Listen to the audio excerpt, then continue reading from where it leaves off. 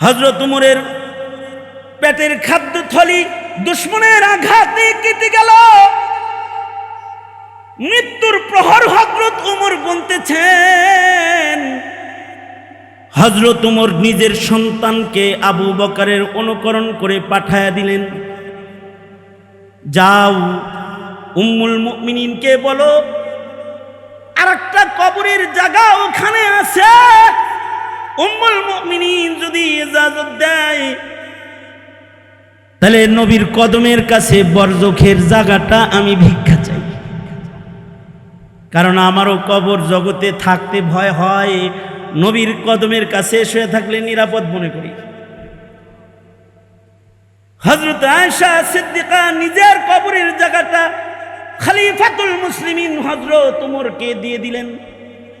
আব্দুল্লাহ ইবনে উমরকে বললেন, যাও খলিফাকে খবর বলো ভয় নাই, আমার কবরের জায়গা ওনাকে হাদিয়া দিয়ে দিলাম। এবার 3 জনার কবর হয়েছে, পাশে যে খালি জায়গা আছে ওখানে উম্মুল মুমিনিন থাকেন। উমরের দাফন কমপ্লিট হয়ে গেলে উম্মুল মুমিনিন হযরত আয়েশা বলে, এই 3টা কবর এখন এই পাশে আমার থাকার জায়গা, এতদিন পর্যন্ত কোনো পর্দা লাগে নাই, কারণ স্বামীর সাথে বিবির পর্দা নাই। বলবেন মরার পরে কে স্বামী থাকে? হ্যাঁ, নবীদের বিবিরা মৃত্যুর পরেও তাদের বিবি থাকে, কারণ সকল নবীরা কবরে জিন্দা। এ কারণে সাধারণ মানুষ মরে গেলে তার বিবির অন্যত্র বিবাহ হয়, কিন্তু কোনো নবীর বিবির বিবাহ নাই, কারণ নবীরা কবরে হাই, নবীর মিরাজ নাই, বন্টন নাই। মরা মানুষের মিরাজ বন্টন হয়, নবীর মিরাজ বন্টন নাই। মরা মানুষের দেহ মাটি খায়, নবীদের দেহ অক্ষত, মাটি ছয় না। নবী হাই, নবীদের বিবি, অন্যত্র বিবাহ নাই। মৃত্যুর পরেও নবীরা স্বামী, নবীজি স্বামী। উম্মুল মুমিনিন আয়েশা সিদ্দিকা স্ত্রী, ঘরের ভেতরে আছেন স্বামী, পর্দা নাই। ঘরের ভেতরে আছেন আমার বাবা আবু বকর, বাবার সাথে মেয়ের পর্দা নাই। কিন্তু আজকে উমরকে শোয়া দিয়েছ, এবার আর শহীদ উমরের পাশে পর্দা ছাড়া থাকার উপায় নাই।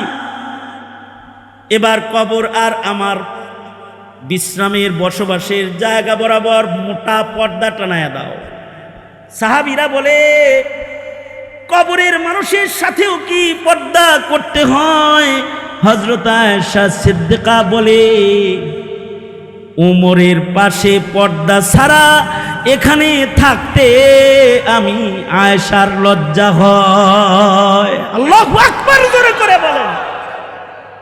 মরা মানুষের সাথেও পর্দা, কবরের মানুষের সাথেও যিনি পর্দা করেন, তাহলে তিনি জীবিত মানুষের সাথে পর্দাটা কেমন করতেন? উর্নিবিহীন বেহায়া নারীর জিন্দেগি কোন মুসলিম সম্মানী নারীর জিন্দেগি হতে পারে না, পারে না।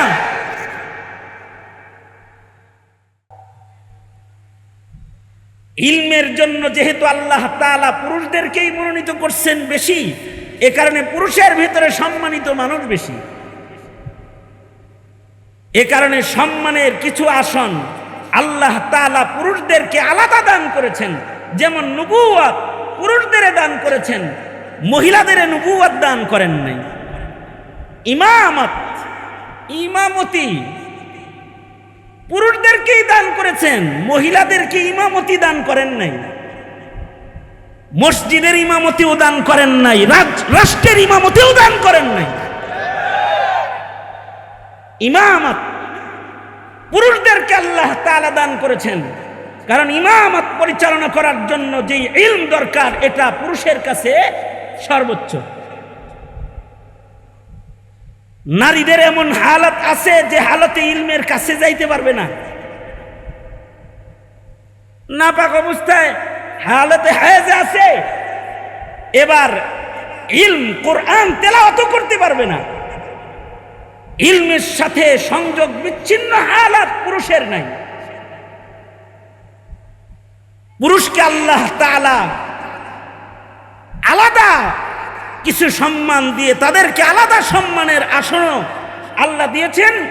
সামাজিক ভাবেও আর রিজালু কাওয়ামুনা আলান নিসা, গায়ের শক্তির কারণে না, ইলম ও ফাহামের শক্তির কারণে। তাছাড়া মহিলাদের ভেতরে এমন মহিলাও আছে, আমরা আমার মতো 2-4 ডজন পুরুষ নিয়ে ঘুষায়া পিছনে নিয়ে যাইব, আছে না নাই? এমন মহিলাও আছে যেই মহিলার পায়ে এত জোর যে জাতীয় টিমে ফুটবল খেলার মেম্বার হয়েছে, আমনের মতো পুরুষের লাত্তিতে আর হয়ে গায়ে পায়ে শক্তি আছে, কিন্তু আলাদা মর্যাদার আসন। কাওয়ামুনা আলান নিসা, এটার মৌলিক কারণ ইলমে দ্বীন। এটার মৌলিক কারণ তাদের আলাদা দায়িত্ব, আল্লাহ তাআলা আলাদা সিফতের কারণে তাদের দান করেছেন। তাই বলে কোনো নারীকে কম দামি মনে করার সুযোগ নাই। নারীদেরকে সমাজের আলাদা সম্মান আল্লাহ তাআলা খিলকাতান সৃষ্টিগতভাবেই দান করেছেন। জাল জান্নাতু তাহতা আকদামিল উম্মাহাত, নারীদের পদতলে জান্নাত রেখেছেন। আর হক আদায় করবে কার লিস্টে আসলে সর্বপ্রথম মর্যাদা হিসেবে নারীর সম্মান দিতে আল্লাহর রাসূল আদেশ করেছেন। খেদমত করব কার? কয় মার। কার? মার। কার? মার। তারপরে কার? হ্যার পরে হইল ওই যে বাবা যে হ্যার। সম্মান 3 গুণ বাড়ায়ও দিয়েছেন কোথাও কোথাও। রাবিয়াতুল বসরি সম্মানিতা এক মহিয়সী নারীর নাম রাবিয়া বসরি, যার কাছে ইবাদত ছিল, মারিফাতও ছিল, নারী কিন্তু মারিফাতও ছিল, ইলমও ছিল। কোন নারীর কাছেও যদি ইলম থাকে পুরুষরাও তার দুয়ারে যায়। যেমন উম্মুল মুমিনিন হযরত আয়েশা সিদ্দিকা রাদিয়াল্লাহু আনহা সাহাবায়ে কেরামের ভেতরে সবচেয়ে বড় আলেমা। ইসলামের ইতিহাসের সর্বপ্রথম হাফিজুল কুরআন, হাফেজা কোরআন মুখস্থকারী উম্মুল মুমিনিন হযরত আয়েশা সিদ্দিকা সাহাবায়ে কেরামের ভেতরে, মহিলাদের ভেতরে সবচেয়ে বেশি হাদিস রিওয়ায়াতকারী। নারীদের মাসাইলের হল করতে আয়েশা সিদ্দিকার দরজায় খলিফাতুল মুসলিমিনেরও যাইতে হয়। আবু বকর উমরকেও হযরত আয়েশা সিদ্দিকার দ্বারস্থ হয়ে মাসাইল হল করতে হয়। কারণ এমন কিছু ঘরোয়া মাসাইল আছে যা উম্মুল মুমিনিন কি আল্লাহ তাআলা দান করেছেন। এ কারণে হযরত আয়েশা সিদ্দিকার কাছে পুরুষ ছাত্রের অভাব ছিল না। পর্দার আড়ালে ওনার দরজায় পুরুষ ছাত্রদের ভিড় হইত। উনি হাদিস বর্ণনা করতেন, হাদিস শুনত। মুআল্লিমা শিক্ষিকা হিসাবে তিনি সাহাবায়ে কেরামেরও শিক্ষক ছিলেন। এমনকি খলিফাতুল মুসলিমিনেরও কখনো ইলমি পরামর্শ জরুরত দরকার হলে হযরত উম্মুল মুমিনিনের কাছে পত্র লিখতেন, ওনার কাছ থেকে ইলম শিখতেন, মশওয়ারা নিতেন। নারী কিন্তু তার দুয়ারে পুরুষরাও হাজির হইতে তারা বাধ্য হয়ে গেছে তার ইলমের কারণে। এ কারণে উম্মুল মুমিনিনের কাছে খলিফাতুল মুসলিমিনরা বড় বড় হাদিয়া পাঠাইতেন। কোটি কোটি টাকা ওনার দরজায় ওনার ঘরে হাদিয়া পাঠায় দিতেন বস্তা বইরা, কারণ মেহমান বেশি যায়, উনি মানুষকে হাদিয়া দেওয়ার দান করার জরুরত ওনার বেশি আছে। কত মানুষ ওনার দুয়ারে গেলে সকাল বেলায় টাকার বস্তা লয়ে বসছেন, সন্ধ্যাবেলায় বস্তা শেষ। আব্দুল্লাহ ইবনে আব্বাস রাদিয়াল্লাহু আনহুমা 1,80,000 দিরহাম, 1,80,000 দিরহাম রূপার দিরহাম বস্তা ভৈরা উম্মুল মুমিনিনের ঘরে হাদিয়া পাঠায় দিছেন। সকাল বেলায় উম্মুল মুমিনিন দরজায় বসে গেছেন, ইলম শিখতে আসে, দরজায় আসে, যে আসে মুঠ ভৈরা ভৈরা তাদেরকে দেন, দান করেন, হাদিয়া দেন। সন্ধ্যার আগে 1,80,000 দিরহাম সন্ধ্যার আগে বিতরণ শেষ হয়ে গেছে। দরজায় গেলে কত মানুষের আগমন হয়েছে। এই কারণেই আমাদের দেশের মালওয়ালারা ইলিমওয়ালার কাছে গোপনে টাকার পুটলা দিয়ে আসে মুহতামিমের কাছে।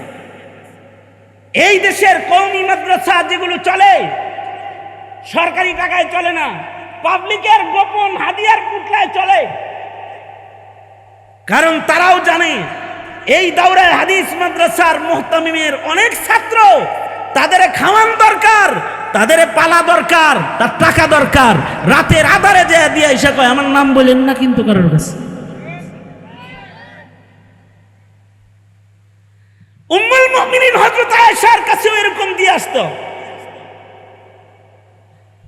আশ্চর্য, হযরত আয়েশা সিদ্দিকা রাদিয়াল্লাহু আনহা সন্ধ্যার আগে 1,18,000 1,80,000 দিরহাম বিতরণ শেষ। মাগরিবের আজান হয়ে গেছে, খাদেমাকে বললেন ইফতার হাজির করো। খাদেমা শুকনা রুটি হাজির করছে। হযরত উম্মুল মুমিনিন বলে, এই খাদেমা, শুকনা রুটি আর পানি ছাড়া ভালো কোনো খাবার কি নাই? খাদেমার রাগ হয়ে গেছে। সকালবেলায় 1,80,000 দিরহাম আইল, দরজায় বসে সব বিতরণ করে এখন আবার ভালো খানা খোঁজে। ঘরে যে খানা নাই এটা আপনার জানা নাই, আন্দাজ নাই, দিলেন যখন সব দিলেন, কিছু রাখতে পারলেন না। উম্মুল মুমিনিন বলে, খাদেমা এমন ভাবে বলে আমাকে কষ্ট দিও না। আল্লাহর প্রেম নিয়ে বস্তা ভরা টাকা লয়া যখন আমি বসছি, তখন সাদকার হাত লম্বা হয়ে গেছে। আল্লাহর প্রেমে আমার ঘরে যে কিছু নাই এটা আমি ভুলে গেছি। সুবহানাল্লাহ। আগামীকালকে বলে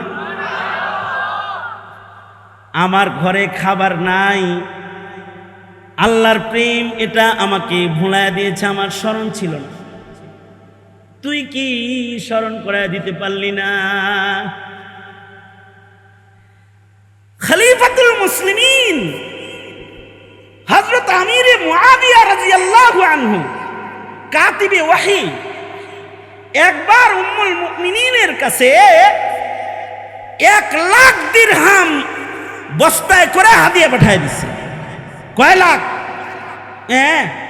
1,00,000 দিরহাম নিয়া 1,00,000 দিরহাম একা উঠানো মুশকিল। 1,00,000 দিরহাম বস্তা ভরা হাদিয়া পাঠাইছে। উনি দেখলেন পরন্ত বিকেলে হাদিয়া দিয়েছে, একা একা বিতরণ শেষ করতে পারবো না, ভাগ কইরা সব উম্মাহাতুল মুমিনিনদের ঘরে ঘরে হাদিয়া পাঠিয়ে দিলেন, আপনারা সদকা করে দেন। সবাই মিলে সন্ধ্যার আগে যারা তাদের দরজায় আসলো সবাইকে হাদিয়া দিয়া মাগরিবের আগে 1,00,000 দিরহাম শেষ, হাদিয়া দেওয়া শেষ। বাহারহাল মানুষ বেশি যাইত ওনাদের দরজায় ইস্তেফাদা করার জন্য, ইলম শিখার জন্য। এ কারণে তাদের টাকা জরুরত হইত। এরকম রাবিয়া বসরির দরজায়ও পুরুষ যাইত, উনিও মানুষদের মেহমান নেওয়াজিও করতেন, আবার মাসাইলও বলতেন। এক টাগরা যুবক গেছে দরজায়, যা বলতেছে, আম্মাজান রাবিয়া, কত সম্মান আপনার যে আপনার কাছে আইছি মাসালা জানতে, নসিহা আপনার কাছ থেকে নিতে, আপনার দুয়ারে দাঁড়াইছি আমি, কিন্তু আপনি তো সৃষ্টিগতভাবে ঠকে গেছেন। কি ঠকছি? বেডি মানুষের খাতায় নাম গেছে, মহিলার খাতায় নাম গেছে, পুরুষ হইলে কিছুটা জিততেন, নারী হয়ে ঠকছেন। রাবিয়া বসরি বলে, পুরুষ হইলে জিততাম, নারী হয়ে ঠকছি, তুমি বুঝলা কেমনে? আমারে বুঝাইয়া দাও। পুরুষ যে নারীর চাইতে দামি এটা তোমারে কে বলছে? অথবা নারী হয়ে আমি ঠকেছি, পুরুষ হয়ে তুমি জিতেছ, এটা কেমনে বুঝেছ? যুবক তার বুদ্ধিমত্তা দিয়ে তার বুদ্ধিমতো জবাব দেয়, মহিলার দাম হইল কোন দাম? তো পুরুষই আল্লাহ দিছে। দেখেন না, গোটা নারী জাতির ভিতরে একটা নবী নাই। কি নাই? গোটা মহিলা জাতির ভিতরে একটা নবী আল্লাহ পাঠায় নাই। পুরুষরা দামি দেখে দামি চেয়ার গুলো আল্লাহ তাআলা নবীদের বাইঠা বাইঠা দিয়ে দিছে। ঠিক কথা আগেই না বুঝা? হযরত রাবিয়া বসরি বলে, কিন্তু দেখো নারীদেরকে আল্লাহ তাআলা এমন সম্মান দান করেছেন যে পৃথিবীর কোন নবী বাপ ছাড়া জন্ম হইলেও মায়ের পেট ছাড়া দুনিয়ার আলো বাতাস দেখে নাই। এবার তুমি বলো, নারীর সম্মান কি কমলো না বাড়লো?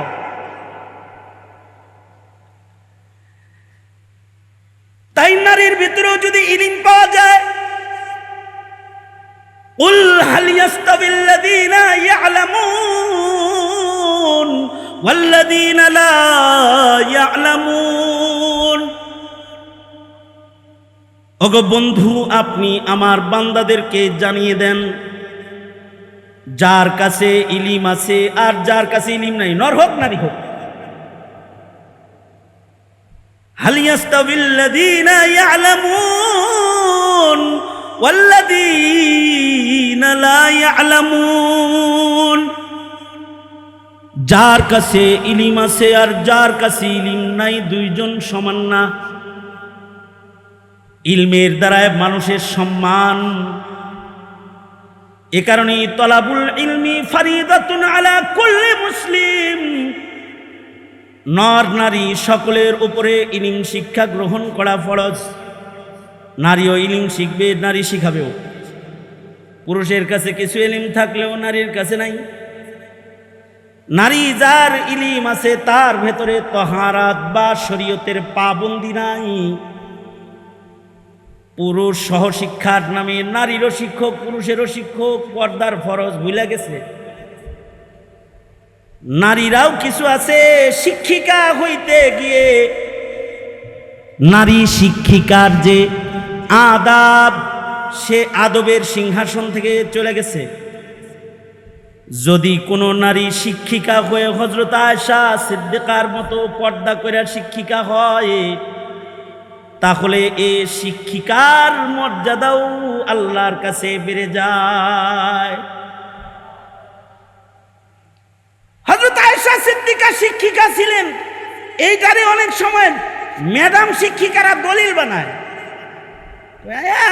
আমরাও শিক্ষিকা। আরে হযরত আয়েশা শিক্ষিকা ছিলেন, আব্দুল্লাহ ইবনে উমর, ইবনে আব্বাস, ইবনে মাসউদের উস্তাদ ছিলেন, কিন্তু ওনারা উর্নিবিহীন বুরকাবিহীন বেহায়া শিক্ষিকা ছিলেন না। তারা বেহায়া শিক্ষিকা না, বাহায়া শিক্ষিকা। হযরত আয়েশা সিদ্দিকা পুরুষদেরকে শিক্ষা দিতেন, কিন্তু পুরুষদেরকে ভয় পাইতেন কিরকম? পুরুষদের সাথে ওনার পর্দার আচরণ কেমন ছিল এটা বোঝার জন্য হযরত আয়েশার ছোট্ট একটি অবস্থান আপনাদের কাছে বর্ণনা করে যাই। হযরত আয়েশার শান, আয়েশা সিদ্দিকার শান, যে হযরত আয়েশা সিদ্দিকা রাদিয়াল্লাহু আনহার হুজরার ভেতরে সরওয়ারে দু আলম নবী শুয়ে আছেন। উম্মুল মুমিনিন ফখর করে বলতেন, আমার ঘরেই রাসূলের ইন্তেকাল, আমার রানের উপরে পয়গম্বরের ওয়াফাত, আমার মুখের থুথুওয়ালা মিসওয়াক দিয়ে নবীর মিসওয়াক, জীবনের শেষ মিসওয়াক, আমার ঘরে নবীজির দাফন, আমার ঘরেই আরামগাহ নবীজির ইসরাফিলের বাঁশি পর্যন্ত, আমার ঘর উম্মতের জিয়ারতগাহ, কিয়ামত পর্যন্ত নবীর আশিকরা নবীকে সালাম দিতে আমার দরজায় আসবে। আল্লাহর রাসূল সাল্লাল্লাহু আলাইহি ওয়াসাল্লাম হুজরায়ে আয়েশা ইন্তেকাল করেছেন, আর হুজরায়ে আয়েশায় হযরত নবী আলাইহিস সালাতু ওয়াস সালামের জিসমে আতহারটাকে রাখা হয়েছে। হযরত আয়েশা সিদ্দিকার ঘরের এই মাটিটা, যেই মাটির ভেতরে নবীজির জিসমে আতহার শুয়ে আছে, এই মাটিটার দাম আল্লাহর কাছে আল্লাহর আরশের চাইতেও অনেক বেশি দামি। কারণ মাখলুক হিসেবে নবীর চাইতে দামি মাখলুক নাই, মাখলুক হিসেবে আরশের চাইতেও নবীর দাম বেশি। আর নবী আলাইহিস সালাতু ওয়াস সালামের সাথে মাটি লেগে আছে, দামি মাখলুকের সাথে লেগে থাকা দামি মাটিটার দামও বেশি। মাখলুক হিসেবে যদি তরতিব দিই, তাইলে হযরত আয়েশা সিদ্দিকার হুজরার মাটির মূল্য আরশের চাইতে বেশি দামি। হুজরায়ে আয়েশা নবীজির ওফাতের পরে নবীজিকে হুজরায়ে আয়েশার এক পাশে দাফন করা হয়েছে, আর আরেক পাশে উম্মুল মুমিনিন শুয়ে থাকতেন। ঘরের এক কোণে আছে পয়গম্বরের কবর, রওজা আতহার, আর ঘরের আরেক পাশে হযরত আয়েশা নবীজির সাথে যতদিন হায়াত ছিলেন এক ঘরে শুয়েছিলেন। হযরত আয়েশা সিদ্দিকা রাদিয়াল্লাহু আনহা নবীজির ওফাতের পরে নবীর কবর, আর হযরত আয়েশা মাটির উপরে, নবীজি মাটির নিচে জিসমে আতহার নবীজির হযরত আয়েশার ঘরের এক কোণে। এবার খলিফাতুল মুসলিমিন হযরত আবু বকরের ইন্তেকাল হয়ে গেল। এবার হযরত আবু বকরের দরখাস্ত, মা আয়েশা, নবীজির কদমের কাছে কি একটু জায়গা হবে আমার? আরেকটা কবর খনন করা হলো, যেখানে সরওয়ারে দু আলম নবীর কদমের কাছে হযরত আবু বকরকে দাফন করা হলো। কারণ আবু বকর তো নবীজির হিজরতেরও সাথী। হযরত আবু বকরের ওসিয়ত ছিল, আমার লাশটা কবর খনন করে কবরের পারে নিয়ে যে রাখবে আর বলবে নবীজিকে, ওগো হায়াতুন নবী, আপনার আবু বকরকে আপনার পাশে রাখতে চাই, নবী অনুমতি দিলে রাখবা, তাছাড়া রাখবা না। তাই করা হলো, হযরত আবু বকরকে সজ্জিত করে কবরের পাশে আনা হলো, আর এলান করা হলো, সরওয়ার, আপনার হিজরতের সাথীকে কবরের সাথী বানাতে চাই, রাখবো? রওজায়ে আতহার থেকে আওয়াজ এলো, দেরি করো কেন, তাড়াতাড়ি নামায়া দাও, তাড়াতাড়ি নামায়া দাও। এবার এই হুজরা আয়েশার ভেতরে তিনজন আছে, একদিকে সরওয়ারে দু আলম, আর একদিকে সরওয়ারে দু আলমের কদম বরাবর আবু বকর সিদ্দিক আকবর, আর উপরে ঘুমান, উপরে থাকেন হযরত উম্মুল মুমিনিন আয়েশা সিদ্দিকা। হযরত উমরের পেটের খাদ্য থলি দুশ্মনের আঘাতে কেটে গেল, মৃত্যুর প্রহর হযরত ওমর গুনতেছেন।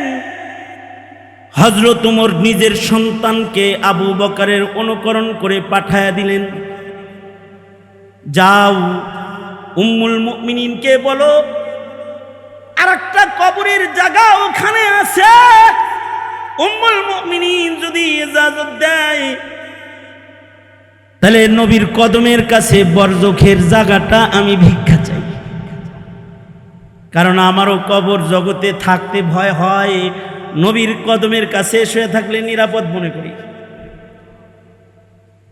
হযরত আয়েশা সিদ্দিকা নিজের কবরের জায়গাটা খলিফাতুল মুসলিমিন হযরত ওমরকে দিয়ে দিলেন। আব্দুল্লাহ ইবনে উমরকে বললেন, যাও খলিফাকে খবর বলো ভয় নাই, আমার কবরের জায়গা ওনাকে হাদিয়া দিয়ে দিলাম। এবার 3 জনার কবর হয়েছে, পাশে যে খালি জায়গা আছে ওখানে উম্মুল মুমিনিন থাকেন। ওমরের দাফন কমপ্লিট হয়ে গেলে উম্মুল মুমিনিন হযরত আয়েশা বলে, এই 3টা কবর এখন এই পাশে আমার থাকার জায়গা, এতদিন পর্যন্ত কোনো পর্দা লাগে নাই, কারণ স্বামীর সাথে বিবির পর্দা নাই। বলবেন মরার পরে কে স্বামী থাকে? হ্যাঁ, নবীদের বিবিরা মৃত্যুর পরেও তাদের বিবি থাকে, কারণ সকল নবীরা কবরে জিন্দা। এ কারণে সাধারণ মানুষ মরে গেলে তার বিবির অন্যত্র বিবাহ হয়, কিন্তু কোনো নবীর বিবির বিবাহ নাই,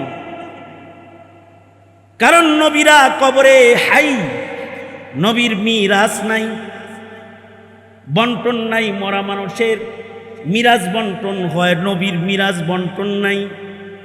মরা মানুষের দেহ মাটি খায়, নবীদের দেহ অক্ষত, মাটি ছয় না। নবী হাই, নবীদের বিবি অন্যত্র বিবাহ নাই। মৃত্যুর পরেও নবীরা স্বামী, নবীজি স্বামী। উম্মুল মুমিনিন আয়েশা সিদ্দিকা স্ত্রী, ঘরের ভেতরে আছেন স্বামী, পর্দা নাই। ঘরের ভেতরে আছেন আমার বাবা আবু বকর, বাবার সাথে মেয়ের পর্দা নাই। কিন্তু আজকে উমরকে শোয়া দিয়েছ, এবার আর শহীদ উমরের পাশে পর্দা ছাড়া থাকার উপায় নাই। এবার কবর আর আমার বিশ্রামের বসবাসের জায়গা বরাবর মোটা পর্দা টানায়া দাও। সাহাবীরা বলে, কবরের মানুষের সাথেও কি পর্দা করতে হয়? হযরত আয়েশা সিদ্দিকা বলে, উমরের পাশে পর্দা ছাড়া এখানে থাকতে আমি আয়েশার লজ্জা হয়। আল্লাহু আকবার জোরে করে বলেন। মরা মানুষের সাথেও পর্দা, কবরের মানুষের সাথেও যিনি পর্দা করেন, তাহলে তিনি জীবিত মানুষের সাথে পর্দাটা কেমন করতেন? উর্নিবিহীন বেহায়া নারীর জিন্দেগি কোন মুসলিম সম্মানী নারীর জিন্দেগি হতে পারে না, পারে না।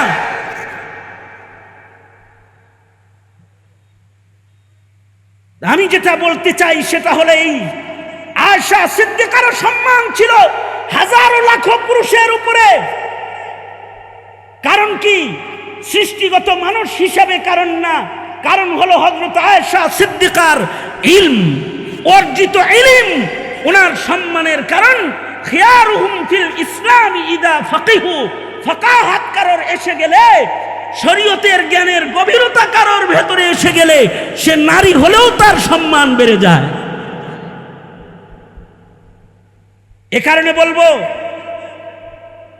ডক্টর বানাও, ইঞ্জিনিয়ার বানাও, অ্যাডভোকেট বানাও, ভাই তুমি তোমার সন্তানকে কিন্তু ইলম শিখাও।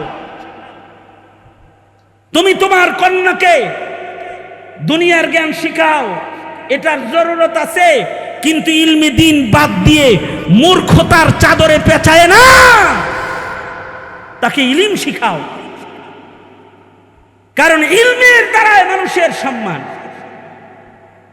কিয়ামত পর্যন্ত যার কাছে ইলম থাকবে তার একটা সম্মান আলাদা। ফজলুল আলিমি আলাল আবিদি কাফজলি আলা আদনাকুম। আল্লাহর রাসূল সাল্লাল্লাহু আলাইহি ওয়াসাল্লাম বলেন, নবীজি বলেন, সাধারণ মানুষের মধ্যে একজন জ্ঞানী আলেমার সম্মান কেমন জানো? আমি নবীর সম্মান সাহাবীদের ভেতরে যেমন, আলেমের সম্মান সাধারণের ভেতরে তেমন। নবীদেরকে বেইজ্জত করলে যেমন আল্লাহ তাআলা ওই জালেমকে ছাড়ে না, আলেমকে বেইজ্জত করলেও আল্লাহ তাআলা ছাড়ে না।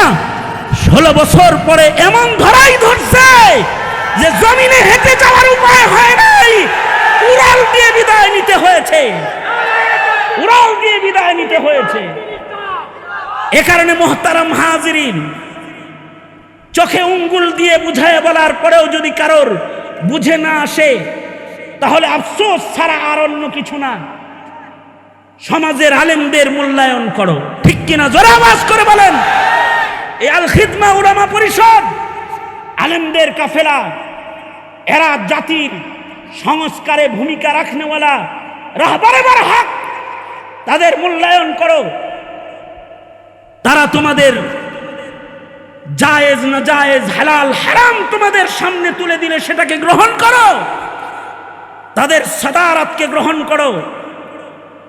তাদেরকে নিয়ন্ত্রণ করার জন্য আইন না, তাদের কাছে শরীয়তের যে আইন আছে সেটার দ্বারা সমাজ, ব্যক্তি, রাষ্ট্রকে নিয়ন্ত্রণ করো, শান্তি প্রতিষ্ঠা পাবে, ঠিক কিনা? জোরে আওয়াজ করে বলেন।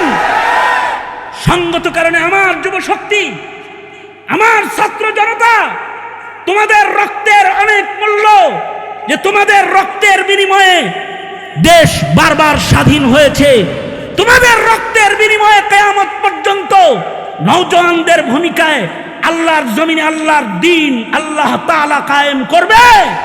কিন্তু তোমরা তোমাদের এই রক্তের সম্মান রক্ষার পাশাপাশি আখিরাতের সম্মান রক্ষা করতে আলেমদের কিয়াদতকে গ্রহণ করো। তৈয়ার আছেন তো ইনশাআল্লাহ? আমি আপনাদেরকে খুশখবর শোনাই, আমার পরে আজকে এমন এমন মুরব্বীরা এখানে বয়ান করবেন যাদের কাছে এই পরিমাণ ইলম আছে, আমি খালিদ সাইফুল্লাহ তাদের ছাত্র হওয়ারও যোগ্য না। শেখুল হাদিস, বিশিষ্ট মুহাদ্দিস ফরিদউদ্দিন আল মুবারক দামাত বারকাতুহুম, আল্লামা জুনায়েদ আল হাবিব দামাত বারকাতুহুম, এরা তো সাগর, মহাসাগর। তাদের সম্মান তাদের ইলমের কারণে, আমি তাদের ছাত্র হওয়ার যোগ্য না তাদের ইলমের কারণে। সঙ্গত কারণেই আলেমদের ইজ্জত করি।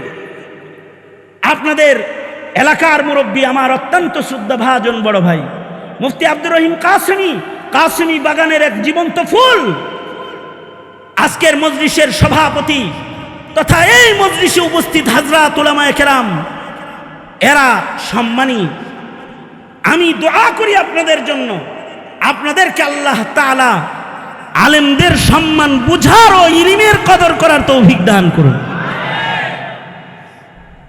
এ কারণে মসজিদ মাদ্রাসায় গিয়ে হকদারি না, ক্ষমতার পরিবর্তন হয়েছে, এবার আওয়ামী ক্যাডাররা বিদায় নিয়েছে, মসজিদ মাদ্রাসায় বিএনপি ক্যাডারদের আগমন ঘটে যাক, এরকম কি না?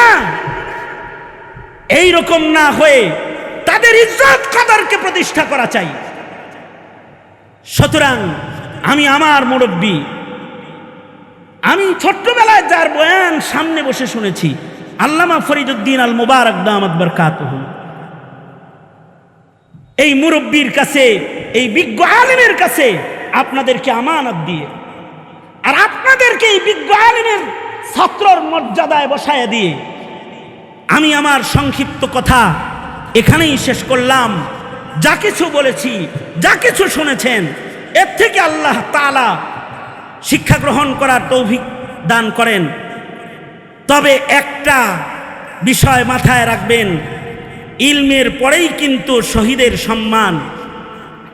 জমিনে কখনো শাহাদাতের দস্তরখান রেডি হলে দেরি করতে নাই।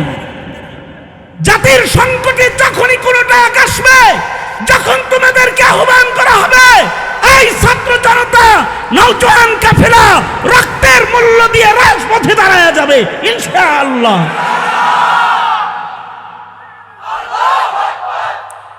আল্লাহ তাআলা তৌফিক দান করুন। এ আহ্বান রেখেই হায়াত বাকি, মুলাকাত বাকি, মুলাকাত বাকি, নসিহত বাকি। জমে বসে জায়গায় বসে থাকবেন, আলোচনা চলবে। আল্লাহ তাআলা আমাদেরকে আমল করার তৌফিক দেক। আসসালামু আলাইকুম ওয়া রাহমাতুল্লাহি ওয়া বারাকাতুহু।